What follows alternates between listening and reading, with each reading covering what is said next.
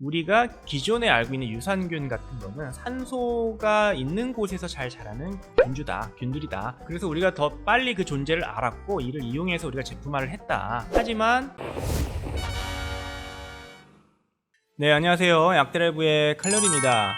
자, 오늘은 현기성 균의 시대가 온다라는 주제로 이야기를 좀 해볼까 하는데요. 그러니까 우리가 크게 박테리아, 세균이라고 하는 박테리아를 현기성 균과 호기성 균으로 나눌 수가 있습니다. 그러니까 우리가 산소가 있어야지만 살아갈 수 있지만은 세균은 다르다는 이야기입니다. 세균 중에서도 산소가 있는 데서만 자라는 균주가 있고, 반대로 산소가 있으면 자라지 않는, 산소가 없는 통제된 상태에서만 자라는 그런 균들이 있다는 이야기입니다. 물론 뭐 세분화하면은 통성 현기성 균이라고 해서 호기성이든 산소가 있든 없든 다 잘 자라는 균도 있고요. 또 현기성에선 자라지만 호기성을 좀 더 좋아하는 그런 뭐 균주들도 있고, 그러니까 균마다 다 다른데요. 아무튼 산소가 이런 이제 세균들이 자라는데 굉장히 중요한 역할을 한다고 볼 수가 있겠고요. 우리가 이제 많이 먹고 있는 유산균, 락토바실러스라고 하는 유산균은 이제 호기성 균입니다. 산소가 있는 데서 훨씬 잘 자란다는 얘기죠. 메치니코프가 이제 유산균을 처음에 발견해서 이게 이제 건강에 좋을 것이다 해가지고 이제 지금까지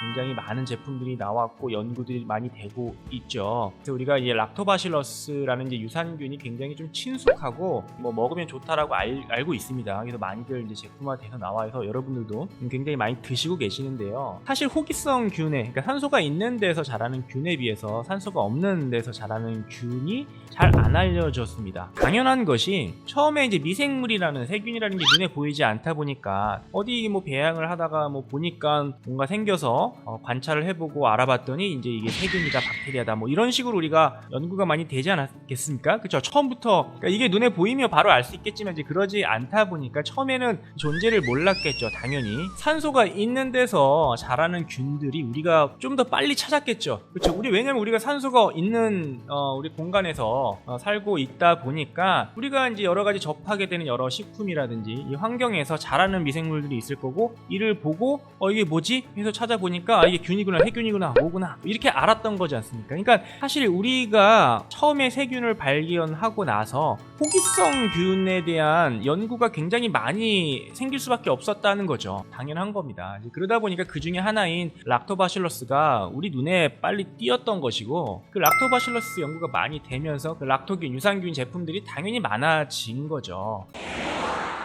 하지만 최근에, 이게 뭐 최근도 아니네요, 이 미생물의 유전자를 한꺼번에 다 분석하는 기술이 생겼습니다.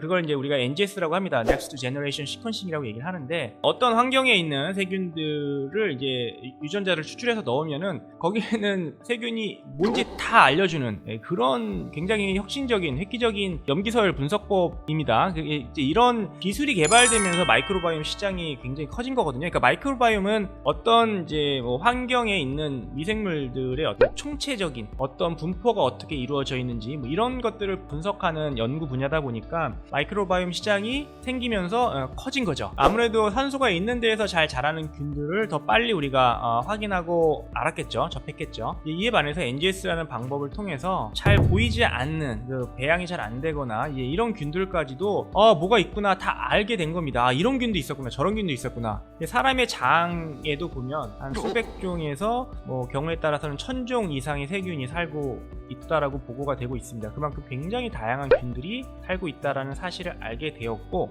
그 균들이 그러면 어떤 기능을 하는지에 대해서 연구가 지금 굉장히 활발하게 되고 있다는 거죠. 이해가 좀 되시나요? 조금 어렵기는 한데,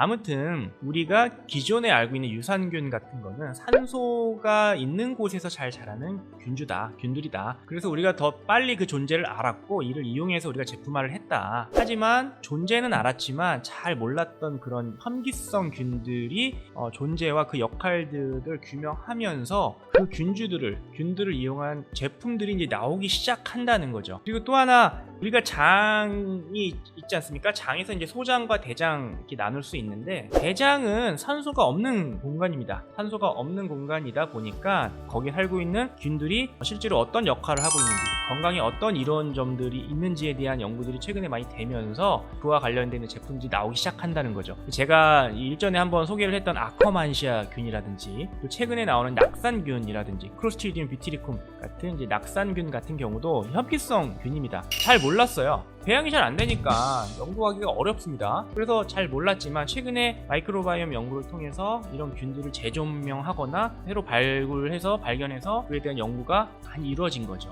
기존에 락토균 말고 이제 비피더스균이 있었죠. 그러니까 우리가 건강기능식품에 들어가는 원료 중에 가장 많이 사용되는 게 이제 락토균, 락토바실러스 유산균이랑 이제 비피도박테리움이 가장 많이 사용이 되는데, 비피도박테리움은 혐기성균입니다. 그래서 개인적으로 락토균 연구가 굉장히 많이 되어 있고 시장도 많이 커졌지만 앞으로 이제 비피도박테리움에 대한 연구가 더 커지고 또 중요시 되지 않을까. 이 비피더스균에 대한 재조명이 좀 더 이루어지지 않을까. 실제로 이제 영유아 어린 애기들에서는 비피도균이 굉장히 많거든요. 노년이 되면서 굉장히 많이 줄어드는 경향을 보여지고 있고요. 그러니까 비피도균이 다양한 생리 활성들과 밀접한 관련이 있다라는 연구들도 많이 보고가 되고 있거든요. 무조건 뭐 모든 비피도박테리움이 다 그런 기능을 갖고 있다, 좋다 이렇게 얘기할 수는 없겠지만 과거에 비해서 좀 더 재조명을 받고 있는 게 사실이라는 것이고, 그 이외에도 다양한 균주들이 이제 후보군으로서 지금 연구가 많이 되고 있다는 겁니다.